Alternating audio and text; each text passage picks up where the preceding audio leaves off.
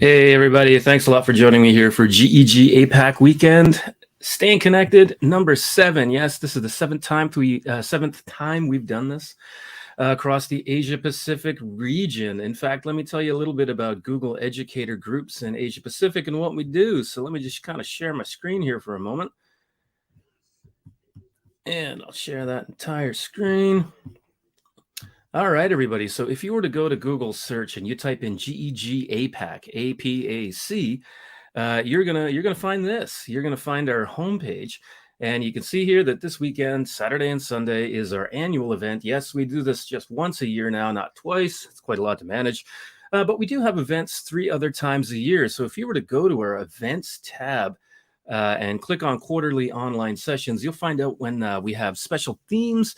Where we just, get a group of people talking about really cool stuff for about 45 minutes kind of thing. We do that 3 times a year, and we do this once a year, the APAC weekend, where in multiple languages, you've got presentations on really cool educational technology stuff. Largely Google, but not only Google, because Google's cool, and they're cool with us sharing other ideas. So if you were to click on the events tab, you can scroll down, and you can see where we have other languages and presentations and when and who and that kind of thing. So we've got English, we've got Hindi and English, we've got Japanese, Filipino, Bahasa Malaysia, and we've got Punjabi this time around. So have a look at the different sessions, choose your language, and do some learning. And hopefully we'll see you at our quarterly events as well. And I will point out that you can find in that schedule a whole pile of other sessions going on in English. And today we've got 2 in Japanese as well. It'd be kind of cool to see you there. So join us on Twitter at #GEGAPAC and/or GEGAPAC weekend. And we hope to connect with you. So this session is dynamic multimedia tools for digital storytelling. I'm very passionate about digital storytelling, and that's what this session's about. If you've got your own ideas and your own examples, please feel free, pop them in the chat. And if you're watching live, just type in the comments there on YouTube. Who are you? Where are you coming from? And hey, if there's anything you got to share, please share that in the comments as well. I've got my phone going on here so I can see your comments as they are, and I'll be able to speak to you directly if you pop a comment in the chat. So a little bit about myself. My name is Nate Gildart. I'm a diploma program history teacher and a middle years program individuals and societies teacher at Nagoya International School here in central Japan, kind of in between Tokyo and Osaka.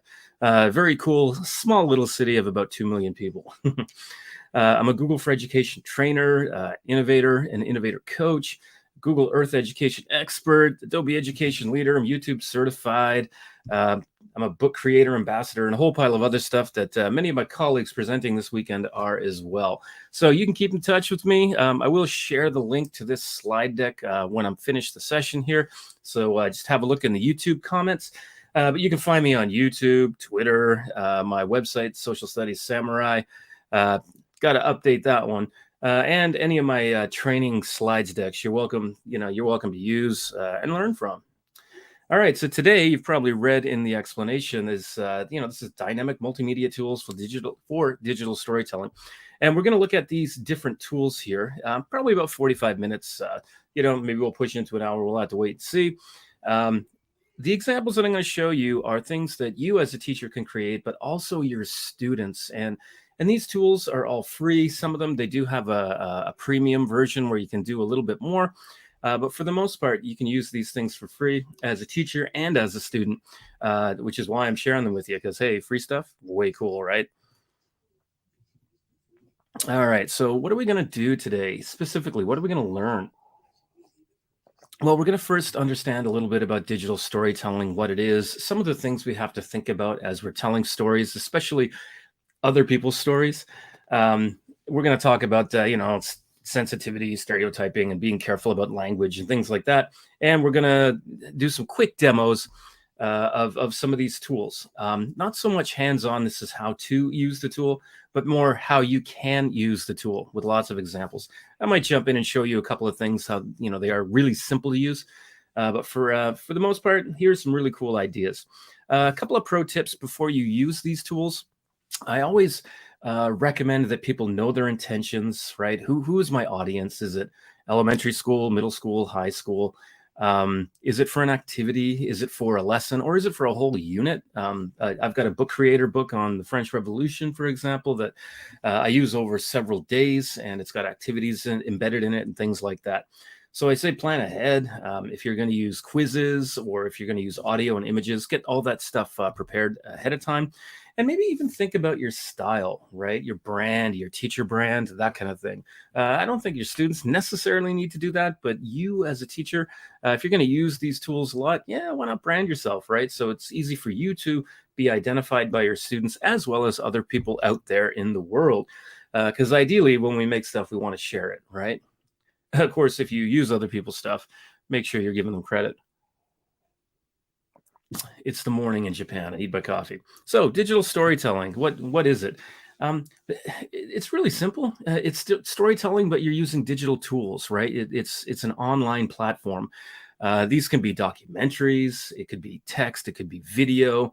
It could be digital essays, even. It could be interactive storytelling. There's a lot of different stuff that you can do.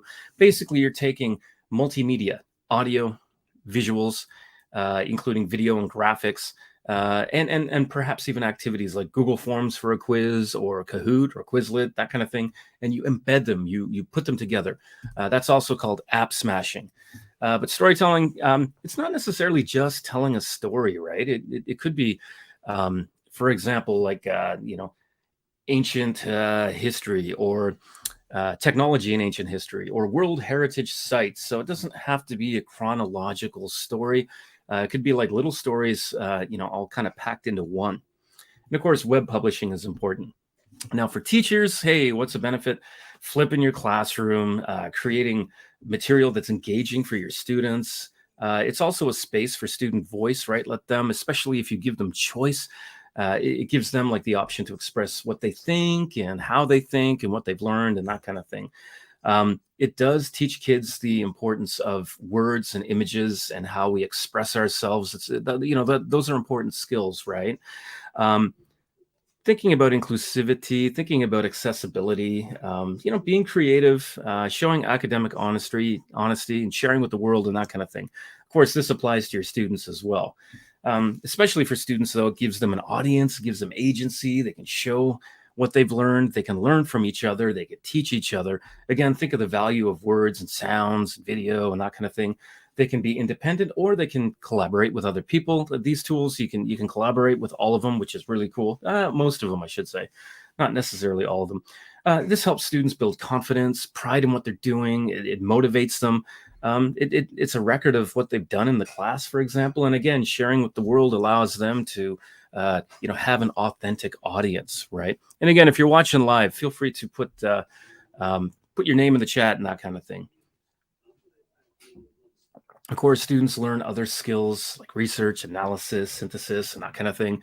They learn to cite. I think as teachers, we all have to cite our work as well. That's really, really important.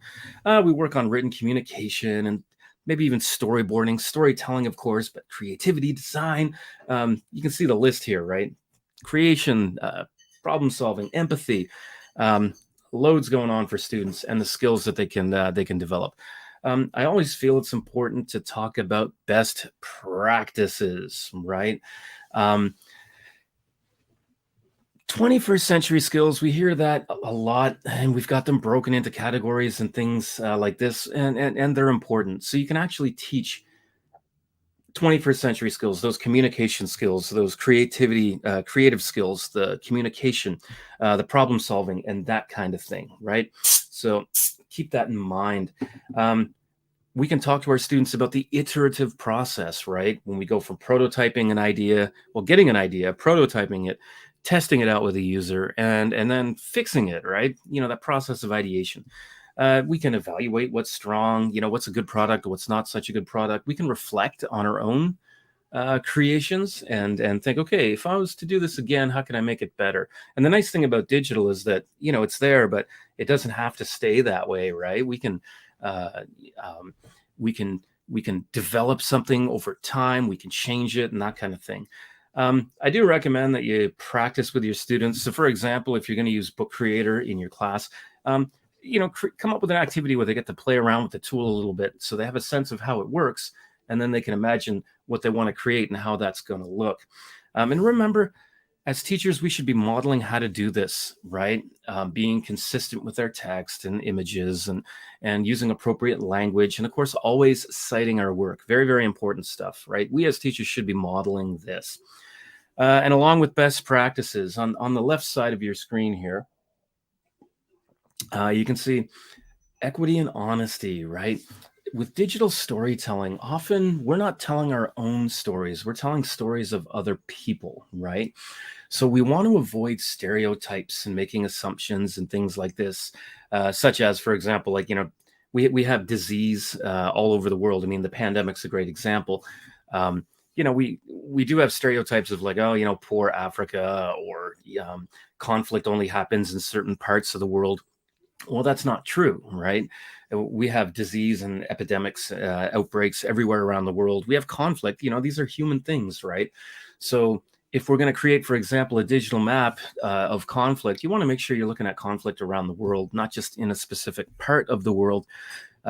If your intention is to teach a concept of conflict, right? Thinking about your audience and your purpose, right? If you're creating a tool where students are doing a jigsaw activity and breaking up the work, then a chronological narrative is probably not your best bet. If you are doing a chronological narrative, then sure, any of these tools would be great. But think, this is an individual task I'm creating this for, or is it group work I'm creating it for? Older kids, you probably have a lot of text. You worry less probably about the images, and make sure they're appropriate, of course.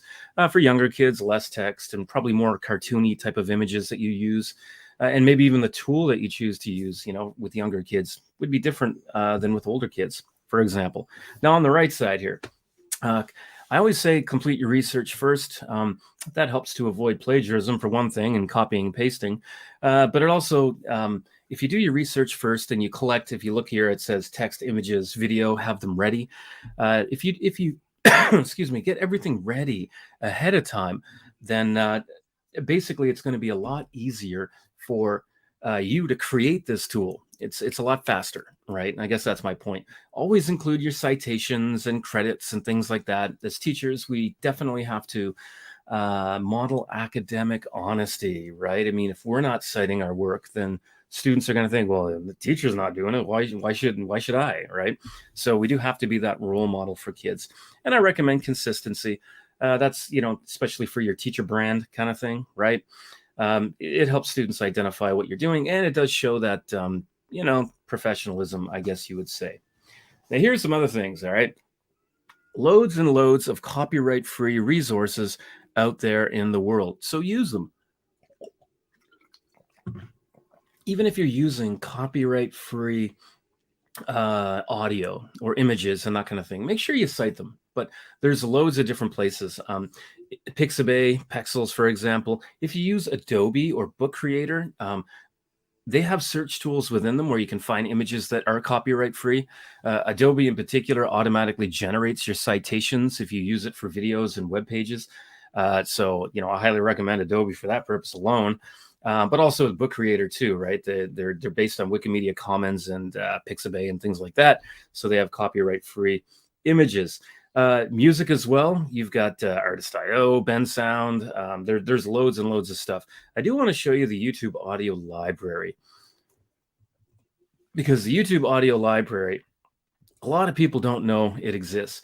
So go to a Google search, or come to this slide deck, and you're going to find the YouTube audio library. In fact, maybe I'll just kind of pop that in the comments right now, because it really is cool, very, very useful. So for example, I've got this search filter, the search library right here. So I can tap on that and I can search by genre. Maybe I want to go with, let's go with cinematic. All right. And I click apply, see that apply button down there. So I click on that. And maybe I want a duration, right? Let's go by, let's say, longer than 2 minutes. I'll apply that. And so now I've got, these different options, right? Now you can see that maybe this is because Christmas was around here, but or not too long ago. Let's go with classical mariachi. All right, so you can click on these things. All right, maybe you can't hear that because I haven't chosen the proper presentation feature in StreamYard. But anyway, you can listen to the music, and if you go over here to the right side, you can see all you have to do is click on that, and then it's going to download the MP4 for you, or the MP3, I believe, actually. And these are all copyright free. But the idea is, you should be giving credit to the artist. So, in the very least, you should be writing YouTube audio library, the name of the song, and the artist. YouTube audio library, lots of great instrumental music for background music for your videos and tools and things like that. All right. So let's start with Adobe Creative Cloud Express. Now we're getting into the tools. All right.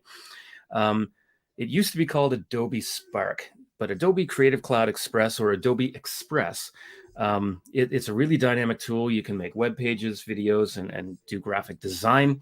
Let me show you some examples of how I've used this in my class. Again, the audio here you're gonna have a hard time hearing, but don't worry about the audio. Just kind of look at it and know that it does sound good.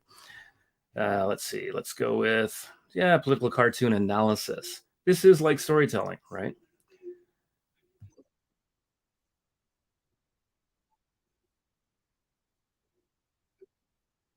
Okay, so if you've noticed that there were transitions happening there, right? Let me get another one here. This example is kind of cool, I think. Let me give an example of my Model United Nations Club. This is what I used at our club fair to promote the club.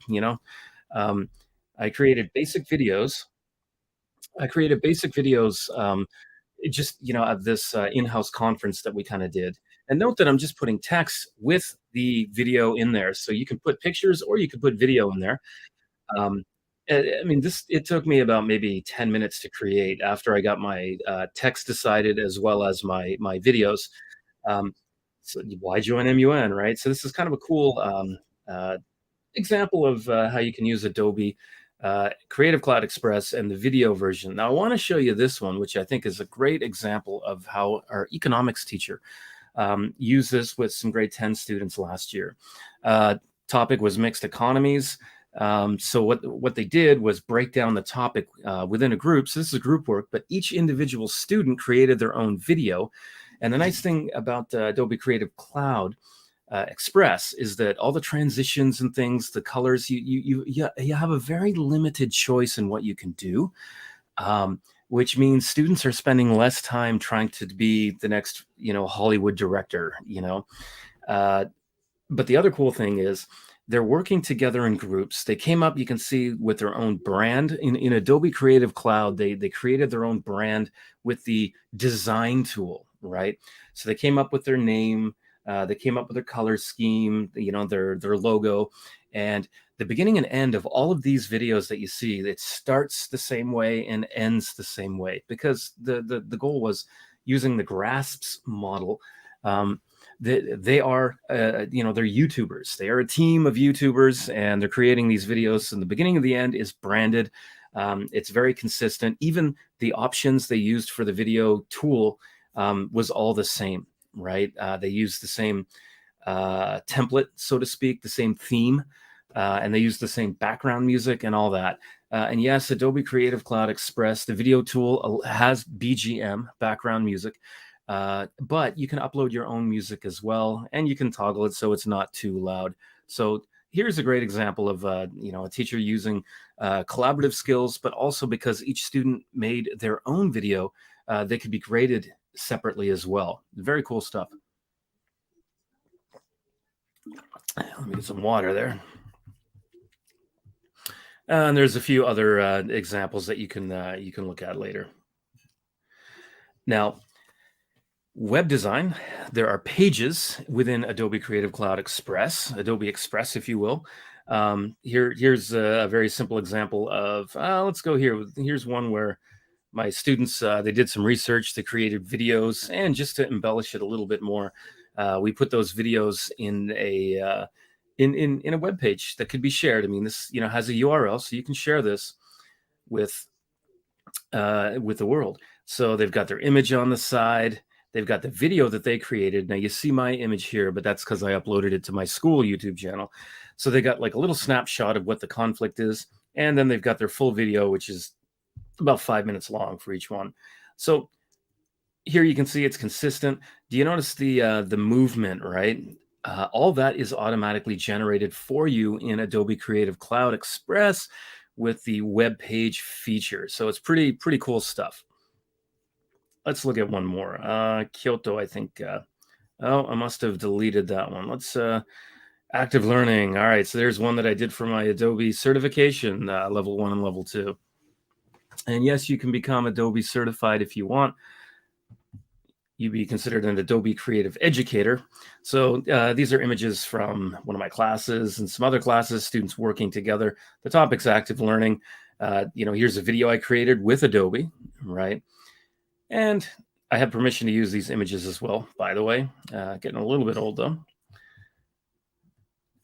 So anyway, you can feel free to have a look at this. But what I like about Adobe is when you're making your web page, if you find images, you can upload your own images. But if you find images within the search tool, like I said earlier, it's got the citation automatically made for you, which is super cool. I absolutely love it.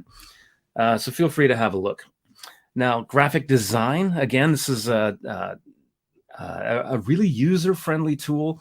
If you're making a collage, they have templates for you. If you want to make a Google Classroom banner, the dimensions are already there for you. YouTube, Twitter, Instagram, they have options where you can click on, for example, I did an Instagram activity with my students where they were creating their own basically an Instagram post on somebody in history that wasn't really just a dead white guy, but people in Asia and Africa, South America that, had amazing technological inventions, people that we should know about, but we don't really learn about. So on the side here, you can see, ideas for developing or using graphic design with Adobe, right? Creating your infographic story, visualizing your story. Creating an infographic, feedback, revision, right? The iterative process, and then finalizing and designing your thing. Remember, even a graphic, it does tell a story, right? Even one image does transmit information and a message. So again, it's another opportunity for students to think about how can I communicate an idea or a story through images. All right. I'm not going to play this video. Here's an example that you can look at on your own. And I do have a YouTube playlist here. Just jump ahead.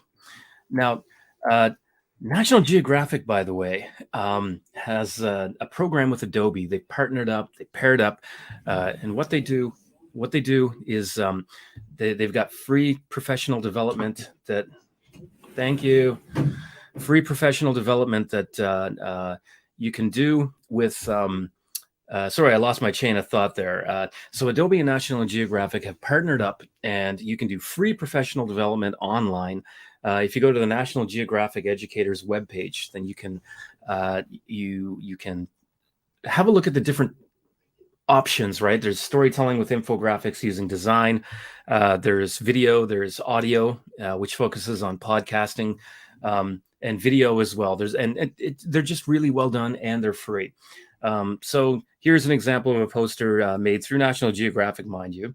But here's some other examples of design that I've done with Adobe Creative Cloud Express. So signage in your classroom, for example, or unit overviews, right? Focusing on your concepts and things. Other messages to the class, like, for example, like this Peel paragraph right here. I've got the poster on the wall. I can share it digitally in my Google Classroom or with students in whatever my platform is, but I've got it on my wall, and I can say, okay, folks, remember, as you're developing your essay, the main body paragraphs should focus on Peel, right? P-E-E-L, or reminding how to find the main idea, discussion etiquette. This one actually was created with student ideas. We did a brainstorm at the beginning of the year, and then I went and created that. Again, things you can point out, like, when you're writing, hey, remember, everyone, this is how you can elaborate. Look at the blue poster here. And again, other kinds of messaging, or, images with, clubs and promotion and things like that. How about word walls and that kind of thing? Um, and again, there's your Google Classroom banner. That's the one that I kind of like. Before you study the history, study the historian, right? And note, I have my citation in there as well. Some Instagram examples. You could do advocacy. You could be promoting, an event at your school or something. Memes and things like that. So those are just a couple of examples of how you can use Adobe as well. And again, students demonstrating their learning. This is how we can take political action, even though we can't vote. That kind of thing. Oh, and there's the Econ Queens again. I will point out this one here on the left. Note that I've got my QR code here. Well, basically, when students made their videos about a conflict somewhere in the world, they used Adobe to create the YouTube thumbnail. All they had to do was click on the thumbnail, and then click on YouTube thumbnail, and then the dimensions were automatically made for them, and then all they had to do was start creating. So basically, we turned this into posters that we could put on the wall, and we had the QR code so people could scan that, and that would take them to the video on YouTube.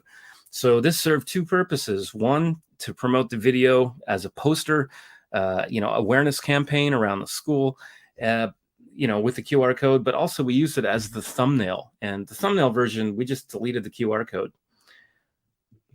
Kind of cool. And when I share the slide deck a little bit later on, you can see here, this is, if you click on the National Geographic Partners, that'll take you to the free professional development that you can do.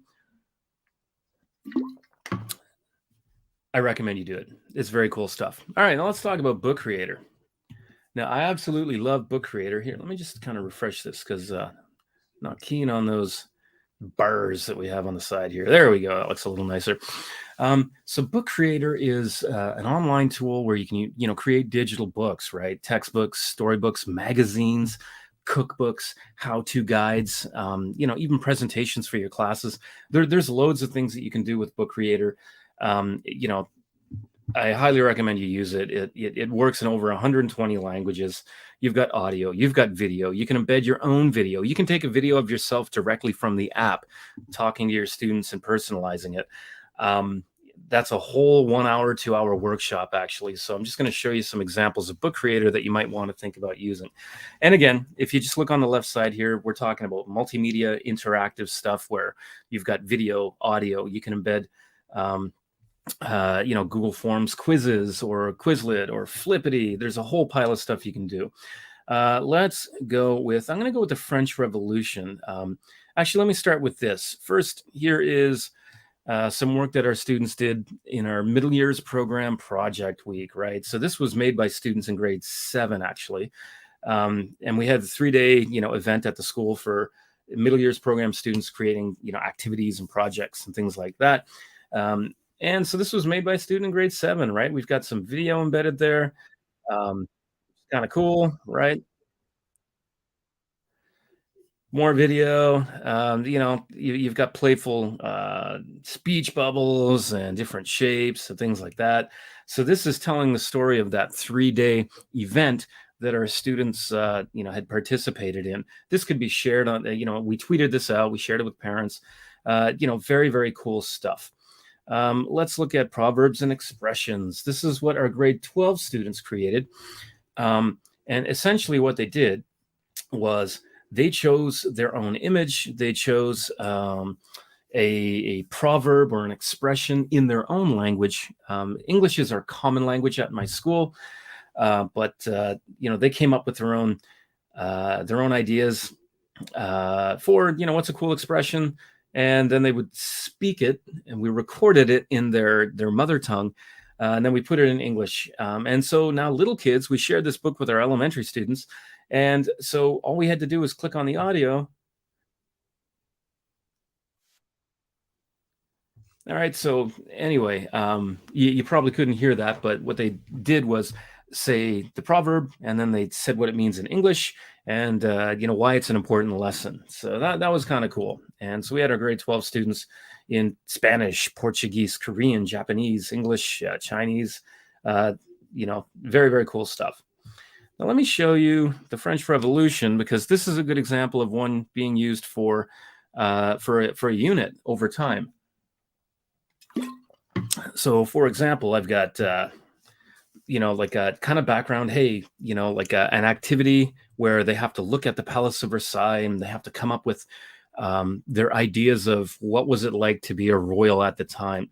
And note here, I've got links to places where they can go out of Book Creator, but also kind of look at other stuff. Like, I mean, look at that. There's a cool 360 image of the outside of this chapel, in the Palace of Versailles.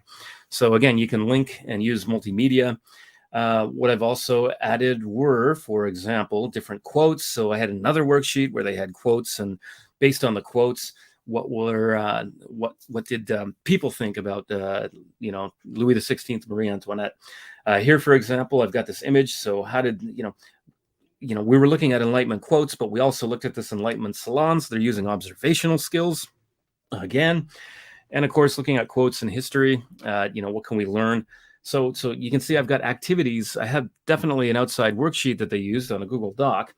And then we got into the actual skills of political cartoon analysis. This was our summative assignment. And so they could come back to the book, have a look at the different techniques and that kind of thing, and even look at this video that I created to kind of help them along. So note here, I've got all of this in white. That is very deliberate because this is the focus on the skills that they have to learn. So not so much the cartoonish, cute kind of stuff. And then we got back into the lesson or the unit, I should say, and kept moving on, like source analysis, for example, and then kind of the end game. This is one I've kind of added in there, so I've got to kind of update this a little bit for next year, but that's all right. So you can see that you can have you can develop over time, right? Next year when I teach this unit, I'm going to change things up just a little bit. All right. So that is Book Creator. Lots of cool things you can do, and they've got templates and that kind of thing. And they already have books that they share with you that you can use. Very, very cool stuff. And I've got a how to create Book Creator tutorial. This is the browser, the web browser version. iPads, totally usable. Elementary kids tend to use iPads more. And the iPad version is very easy to use. And you can become a Book Creator certified author as well, and eventually a Book Creator ambassador if you choose. If you click on those links, they will take you there. Satori is another one. Satori is free. Unfortunately, a lot of the features you have to get the paid version for, and it's not expensive. It's only about $100 a year, something like that. Excuse me. And Satori is very cool because you can embed quizzes, drag and drop, and matching activities. You can also link things like Kahoot and quizzes. Again, it's multimedia. You can embed video, audio, and that kind of thing. Let's look at the story of the 47 Ronin, a good chronological story, for example. So you see I have a nice banner at the top here, and as students scroll down, something that I like to do is put a forum at the beginning where students, if they're logged in, and yes, you can get your students logged in and on an account. If they log in, then they can respond, and I can either assess it or at least have a look at their thinking. And then you can embed video. Here's an example of ThingLink, for example, where I've got my text in here and I've got video. See how it pops up nicely. We'll look at ThingLink a little bit later. But it's an example of where you can embed third-party tools, right? And again, I got video in here. Note that you can type in multiple languages. So I've got the Japanese as well as the English in there. And of course, you embed images and things like that. Google Maps you can embed as well, which is pretty cool. Especially when you're telling a story in history, right? Or if you're talking about a place in the earth, right? Hey, you want to see what it looks like? Go to the map, kind of thing. Let's see. Now, down at the bottom, I've got my works cited. Always show your academic honesty, right? If I want, I can use this actually as a presentation tool. Notice I just clicked on the word present, and I just have to tap, and I can go through it that way. Or I can just look at my table of contents, I guess you'd call it, right? So I'm going to escape from that. And let's see, I believe the story of Valentine's Day is going to have some examples of quizzes and things like that. So, oh, here I've got like a nice MP3. Here's an introduction narrated by moi, yours truly. And see, so I've got quizzes here that students they can use. If they're logged in, it will record their progress. If you're not logged in, you can still do the quizzes, mind you, which is kind of cool. And again, embedding video and stuff. For my branding, I like to make these little boxes in green called Did You Know? I do that with Book Creator as well, which is kind of cool. Yeah, and let's see. I think down at the bottom here. Yeah, and so I've just put Kahoot, Quizlet flashcards, Flippy breakout rooms, and things like that. So Satori is pretty cool. I recommend you give it a look. One last thing. I also use this for history of the news. In fact, I also have books, recommended books here in Satori as well that I give to my students. Recommended reading. I put a thumbnail of the cover of a book, and I just kind of write what basically the book is about, just to encourage kids to read a bit more. Again, that's not storytelling, but it is encouraging reading. Note here, I've got some links to news sources, but also sometimes when you see online news, you have an audio version of the news article. So you can download those and then link them, or download and upload and put them in Satori. So Satori is pretty cool. I recommend you use it. And you can also become certified. You can become a Satori storyteller. If you want to learn how to use Satori, there's a tutorial video there for you. All right, podcasting is something that I think is really useful and really important, and it's actually a lot easier than you think. You don't even need a condenser microphone like the one that I'm using right now. If you use Anchor, which is now owned by Spotify, now there's different platforms you can use, but if you use Anchor, it's free, it's cheap, and very user friendly. So Anchor is the platform where, if you want, you could use your earbuds and your phone, and you could actually do your podcast from your phone with people in different parts of the world, which I've done with students before. What I like to do is actually be at school with the condenser microphone and have students, kind of tell me their story, their thinking. Definitely gives them voice. So you can listen to a few of our episodes right there. And we host on Anchor, which is, again, user friendly. Now you could record the audio with maybe QuickTime if you've got like a MacBook, Audacity, Vocaroo. There's different things. Remember, you don't need a great condenser mic. If you wanted to, you can buy a Blue Yeti for $50, or get the really, a better one for $100 or $150. Not too expensive, but even your earbuds with the microphone, that's good enough. And here are a couple of other podcasts that you might want to listen to that I think are quite good. I don't have a tutorial on how to podcast, but it's not that difficult. It really, really isn't. I would just recommend that if you're creating a student podcast, then, before you record, ideally you're going to have students as the interviewers, asking the questions or telling the story kind of thing. But it's okay to, you start as a teacher kind of guiding students, giving them questions ahead of time to think about. And then when you go and record, you have a nice, good, flowing conversation, right? But podcasting takes different forms. I do encourage it. All right, so let's look at some Google tools here. Google Earth Projects, I think, is fantastic. I mean, it's not just about geography and history. You can use it to teach science. You can use it to teach math and geometry and stuff like that. I'm just going to show you how it looks. Let's look at discoveries that change history. Now, I will say Google Earth sometimes takes a little bit of time to load, depending on how fast your connection is. I've got a good connection, so that was pretty quick, you can see. Now, I've got a table of contents here. So as a jigsaw activity, I could actually have students, I could break them into two, different groups. All right, so you are going to study this one, you study that one, you study that one. You're going to come back and give a 30-second or 1-minute overview kind of deal. So the Rosetta Stone, for example. So I'll click on that, and what you're going to see, well, basically should be moving around the world. Let's go to the Terracotta Warriors. There you go. So what happens is it takes you, I think that's just really cool. It takes you to different places around the world. And note how I've forced it so that you go directly into the terracotta warriors, right? Oh boy, if there's a place on Earth that I'd really like to see, this is it. Of course, you can just use your arrows to go from one place to another place. So now we're going back to Africa. And again, you can get the overhead view, like the bird's eye view, so to speak. Note here, I've got images, but you can embed video as well, which is a great feature. This is clearly for high school students because it's pretty text heavy. I do have my stuff cited here because I want to be that teacher that models academic honesty, right? Let's look at one more again, just so you can see. Dead Sea Scrolls, right? Note again how this takes you right down to the Street View version, Street View view, and you can set this on your own as you make your story or whatever.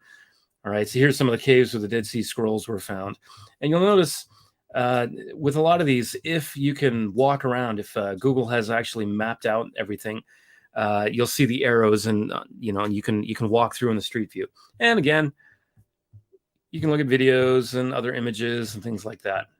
Very, very cool stuff. And as well, at the end, if you want, you can embed here. Note I've got like a short quiz at the end.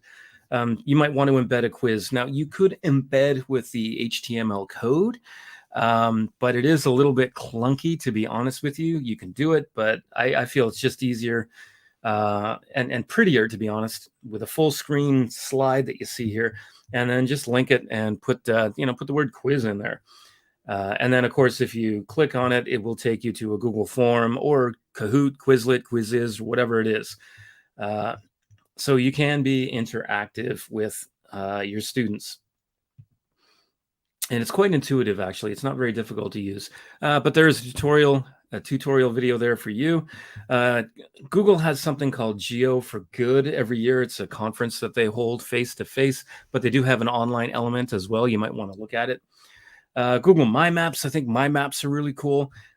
Here's an example of where the students did their research, and then they copied and pasted their information, their research, into a Google form. And then I just created this Google map where students could look at the different kinds of conflict around the world. And of course, we could share this out. And we did tweet these things out. And let me just kind of zoom out a little bit here. And again, what I like about this is it shows that, hey, this conflict thing is a human thing, and there's conflict everywhere in the world, right? But this, it took literally about 60 seconds to generate this map after students filled out the Google form. I do have a tutorial on how to create a Google My Map, but here's an example of something where we could take their learning, put it in one place really quickly, tell a series of different stories around the world, and then tweet it out and share our learning with parents and the wider community. Panikin and Pinta, here's an example of students reading a short story in a book, and then they took the journey of these two penguins and they put them into a Google map, which is kind of cool. I also had students do their travel diary, right? This is where I went in the summertime, for example. So there's a tutorial for you. Again, Geo for Good. Expeditions Pro. I think, let's see how we doing for time. Yeah, I think I can show you Expeditions Pro. Let me click on, oh, come on now. All right, let's tell you what, here, Expeditions Pro. This is the new virtual tour tool that Google has put out. They used to have VR Tour Creator and Google Expeditions. Those were deprecated. People were unhappy about that. But now you can create your own tours again. All right, let me just put my information in there. So you do have to create an account. You use your iPad to connect with other students, just like the old VR Tour Creator. And essentially, you use your iPad to focus people's attention on different places and that kind of thing. Very, very fun. You can create your own, like I've created here. I've got my own photos and 360 images that I took of Kyoto when I was there. Let's go to browsing though. Now you can use these in your classroom. Let's say I'm doing a history class because I'm a history teacher, right? So let's say I'm doing, something that, let's say Auschwitz, I wouldn't be able to take my students to Austria or Germany, right? Or Poland or Europe. Um, but here I could do a virtual tour. And, if I want, you can tap on these images and draw students' attention to them as you're leading them in your from your iPad or even your smartphone. Actually, not a happy topic, of course. Yeah, sometimes you got to wait for these to load. Okay, so yeah, it's going a little bit slow here. Let me click on that. No, okay, that's don't want to do that here. Let's go back to home, or actually not home. When you go to home, it takes you back to the page. I'm going to go to My Tours, and you simply have to, click Create a New Tour. You can import old VR Tour Creator tours, and again, you can choose from the different categories as well. But if I click on this, you can see I've got my title and my background, and here at the bottom, I've got my different places. So these are images I took with my own 360 camera. Actually, that's me right there trying to cover up a bald spot. Um, you can choose what view students look at. Note here, I've got limited text, which is a good thing, right? It forces, if your students are creating a tour like this, it forces you to be really focused and succinct. Note that you can add audio. So that's great for, visually impaired students, for example. And it also just adds another aesthetic, right? And you've got your different images and things like that, where you can have, little explanations of what these things are. So it's pretty straightforward. That's about it. Let me just kind of log out of that. Now, 360 story spheres, unfortunately, I believe it's been deprecated. If I just click on a couple of samples, it's probably not going to allow us to view this. Yeah, server error. So that's unfortunate. It was a 360-degree tool, but fear not. Let's jump ahead of screencasting. I'm looking at the time here. We're going to wind things down. You can go to the slide deck and have a look at some of these other examples of storytelling. I am going to show this one real quick. Basically, this is students doing. It's not quite stop motion animation, but they've done a time lapse with their video talking about, you know the positive effects of volcanoes. But what they did is they just had the iPad focused on one part of a whiteboard, and they just went through their drawing, and then they got their audio and recorded their audio narration, and then they changed the speed of their drawing here, the video that they took to match the narration. It was pretty well done, I have to say. It's pretty unique. All right, and those are some other examples here. Get your students creating mini documentaries. I mean, WeVideo, iMovie, Final Cut Pro, DaVinci Resolve is quite popular. Public service announcements, for example. Um, Really, any device. I mean, your phone, your iPad, your tablet, whatever. I mean, there's lots of really great tools out there. Um, Let's see, 360 videos. Now we're talking about creation. I've talked to you about the audio library, so I'm not going to jump into that. I do want to show you one more. I do believe ThingLink is an excellent tool. So let's have a look here at Mitsumine's Shrine, for example. Um, Click OK. So within ThingLink, they actually have their own 360-degree images that you can use, but you can, of course, upload your own. So here's one that I've taken myself. And of course, you can embed images and you can put a little bit of text in there, as you can see. You can embed videos. So this place in particular has a whole bunch of cool small places. So I took little videos of each one, which is kind of neat, right? Let me just, let's pop up one more here. Beaux Jours in New Brunswick, Canada, my part of the country where I'm from. And again, so this is a photo that I've taken myself. I actually put a hot spot on me. So you can tap different, things here where you have information and images, that kind of thing. And you could have a lot of text or you could have minimal text. It's Your choice, really. So ThingLink is pretty cool. It gives you that one 360 image where you can kind of tell a story by creating these different hotspots. It actually is more dynamic than Google's 360 story spheres, in which you could take one image and just add audio hotspots. This is quite different. And hey, look, you can embed Google Maps as well, right? So ThingLink, have a look. I highly recommend it. Choose your own adventure. Creating these with Google Slides is one thing you might want to think about. I've got samples and resources there. Have a look. VoiceThread's another one too that's kind of cool, where you have audio files and videos to tell a story as well. You can go to VoiceThread and look at some different samples if you'd like. iBooks Author, have a look if you're a Mac user. Let's see. Yeah, I think we're going to wind things down here. Just remember, my name's Nate Gildart. Please get in touch. Find me on Twitter at Nathan Gildart, or edtechtrainer.com, or socialstudiessamurai.com. And you can find me on YouTube and that kind of thing. And just another reminder, we've got Google Educator Groups Asia Pacific. Today, we've got other sessions in multiple languages, so feel free to join. And again, these are being recorded on YouTube, so you can go back and look at them another time if you don't have time today. So I'm going to stop sharing my screen here. Yeah, thanks a lot for joining me. I hope you got some ideas here, and I'm just going to pop in the chat this the link to this slides deck so that you can get these slides, so you can get you can get the links and the things and all that at your own leisure. All right. So thanks for joining. I'm going to type that in the. All right. Happy storytelling, everyone.